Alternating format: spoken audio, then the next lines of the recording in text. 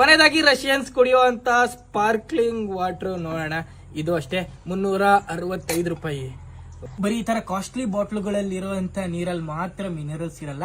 ನಮ್ಮ ಬೋರ್ವೆಲ್ ಅಲ್ಲಿ ಇರುವಂತ ನೀರಲ್ಲಿ ಎಷ್ಟು TDS ಇದೆ ನೋಡೋಣ. ನೋಡಿ, ಖಾಲಿ ಲೋಟ ಇದು. ರಾಜಸ್ಥಾನಲ್ಲಿ ಇರುವಂತ ಅರಾವಳಿ ಮೌಂಟೇನ್ ಇಂದ ಬರುವಂತ natural mineral water 750 ml. 1 litre ಅಲ್ಲ, ಬರೀ 750 ml ಗೆ 395, 400 ರೂಪಾಯಿ ಗುರು. ಇದನ್ನ ಟೇಸ್ಟ್ ಮಾಡೋಣ. ನ್ಯಾಚುರಲ್ ಆಲ್ಕಲೈನ್ ಮಿನರಲ್ ವಾಟರ್ ಅಂತೆ, ನಾನಂತೂ ಕೇಳಲೇ ಇಲ್ಲ.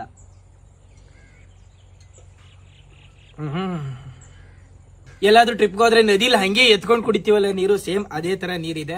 ನದಿ ನೀರು ಕುಡ್ದಂಗಿದೆ ಇದು. ಇದನ್ನ ನೋಡೋಣ ಎಷ್ಟಿದೆ TDS. ನದಿ ನೀರು ಲೋಟಕ್ಕೆ ಹೋಯ್ತು. ನದಿ ನೀರು ನ್ಯಾಚುರಲ್ ಆಗಿರುತ್ತಾ, ಮಿನರಲ್ಸ್ ಎಲ್ಲ ಯಥೇಚ್ಛವಾಗಿರುತ್ತಾ ನೋಡೋಣ. ವಾಹ್, 332 ನೋಡಿ.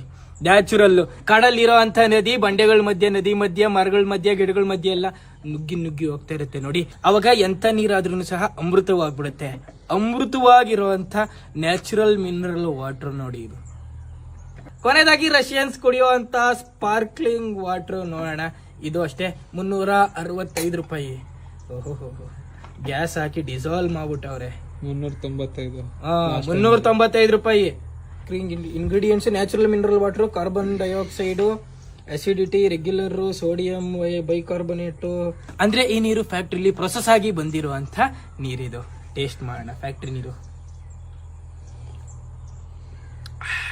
ಜಾಸ್ತಿ ಕ್ವಿಕ್ ಕೊಡ್ತಾ ಇದೆ ಈ ನೀರಂತೂ. ಕೋಕೋ ಕೋಲಾ ಕುಡ್ದಂಗಿದೆ ಇದು. ಇದರ TDS ಚೆಕ್ ಮಾಡೋಣ. ಫ್ಯಾಕ್ಟ್ರಿ ನೀರಿನ TDS ಚೆಕ್ ಮಾಡೋಣ. 193 TDS ಇರುವಂತ ಸ್ಪಾರ್ಕ್ಲಿಂಗ್ ವಾಟರ್. ಬರೀ ಈ ತರ ಕಾಸ್ಟ್ಲಿ ಬಾಟ್ಲುಗಳಲ್ಲಿ ಇರುವಂತ ನೀರಲ್ಲಿ ಮಾತ್ರ ಮಿನರಲ್ಸ್ ಇರಲ್ಲ. ನಮ್ಮ ಬೋರ್ವೆಲ್ ಅಲ್ಲಿ ಇರುವಂತ ನೀರಲ್ಲಿ ಎಷ್ಟು TDS ಇದೆ ನೋಡೋಣ. ನೋಡಿ, ಖಾಲಿ ಲೋಟ ಇದು. ಬೋರ್ವೆಲ್ ಇಂದ ತುಂಬಿಸಿರುವಂತ ನೀರು ಟ್ಯಾಂಕ್ಗೆ. ಇದ್ರಲ್ಲಿ ನೋಡೋಣ ಎಷ್ಟಿದೆ ಅಂತ TDS. 425.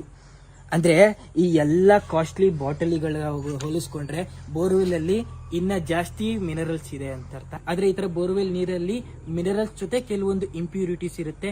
ಆದ್ರೆ ಈ ಬಾಟಲ್ಗಳಲ್ಲಿ ಮಿನರಲ್ಸ್ ಇರುತ್ತೆ, ಇಂಪ್ಯೂರಿಟೀಸ್ ನ ಫ್ಯಾಕ್ಟ್ರಿಲಿ ತೆಗೆದ್ಬಿಟ್ಟಿರ್ತಾರೆ. ಅದಕ್ಕೆ ಇದು ಜಾಸ್ತಿ ಬೆಲೆಯ ನೀರು. ಹಂಗನ್ಬಿಟ್ಟು ಬೋರ್ವೆಲ್ ನೀರು ಕುಡಿಬಹುದು, ಅದು ಸಹ ಕುಡಿಬಹುದು, ಅದು ಏನು ಅಷ್ಟು ತೊಂದರೆ ಇರಲ್ಲ. ಆದ್ರೆ ಇಂಪ್ಯೂರಿಟೀಸ್ ಕೆಲವೊಂದು ಇರುತ್ತೆ. ಆ ಇಂಪ್ಯೂರಿಟೀಸ್ ಇಂದ ಮನುಷ್ಯನ ದೇಹಕ್ಕೆ ಕೆಲವೊಂದ್ಸಲ ಹಾನಿ ಆಗ್ಬೋದು, ಕೆಲವೊಂದ್ಸಲ ಹಾನಿ ಆಗ್ದಿರ ಇರ್ಬೋದು. ಏನಾಗಲ್ಲ, ನೋ ಪ್ರಾಬ್ಲಮ್. ಬೋರ್ವೆಲ್ ನೀರು ಸಹ ಕುಡಿಬಹುದು ಆರಾಮಾಗಿ.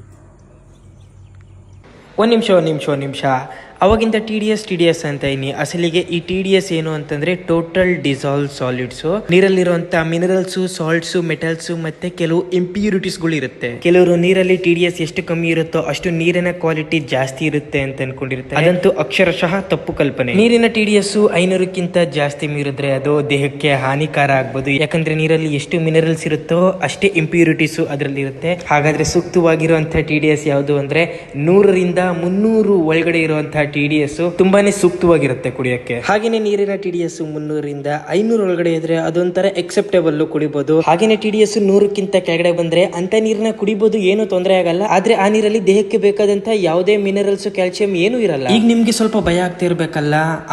ಇದೇ ಭಯನ ಕಂಪ್ನಿಯವರು ನಿಮ್ ಜೊತೆ ಅಡ್ವಾಂಟೇಜ್ ತಗೊಂತವ್ರೆ. ಅವ್ರು ಮಾರುವಂತ ವಾಟರ್ ಫಿಲ್ಟರ್ ಅಲ್ಲಿ RO, UF, UV, NF, TDS ಇನ್ನ ಏನೇನೋ ಫಿಲ್ಟರ್ಗಳು ಅಳವಡಿಸಿದೀವಿ ಅಂತ ಮಾರ್ತಾರೆ. ಅಂದ್ರೆ ಒಂದ್ಸಲ ನೀರು RO ದಿಂದ ಪಾಸ್ ಆದ್ರೆ ಅದರಲ್ಲಿ ನೀವು UF ಆದ್ರೂ ಪಾಸ್ ಮಾಡಿ, UV ಆದ್ರೂ ಪಾಸ್ ಮಾಡಿ, ಅದರಿಂದ ಏನು ಉಪಯೋಗ ಇಲ್ಲ. ಯಾವುದೇ ನೀರಾಗಿರ್ಲಿ, ಎಂತದ್ದೇ ನೀರಾಗಿರ್ಲಿ, ಅದನ್ನ ಫಿಲ್ಟರ್ ಮಾಡಕ್ಕೆ 4 ಸ್ಟೇಜ್ಗಳು ಸಾಕಾಗುತ್ತೆ. Sediment filter, carbon filter, membrane, UV chamber ಇಷ್ಟಿದ್ರೆ ಸಾಕಾಗುತ್ತೆ. ಆದ್ರೆ ಕಂಪ್ನಿಗಳು ನಿಮ್ಮ ಹತ್ರ ದುಡ್ಡು ಕೀಳಕ್ಕೆ 7 ಸ್ಟೇಜ್, 8 ಸ್ಟೇಜ್, 9 ಸೆಟಪ್ ಅಂತೆಲ್ಲ ಚೀಪ್ ಮಾರ್ಕೆಟಿಂಗ್ ಟ್ರಿಕ್ಸ್ ನ ಯೂಸ್ ಮಾಡ್ತಾರೆ. ಇದರಿಂದ ಹುಷಾರಾಗಿರಿ, ಒಳ್ಳೆ ನೀರನ್ನ ಕುಡೀರಿ.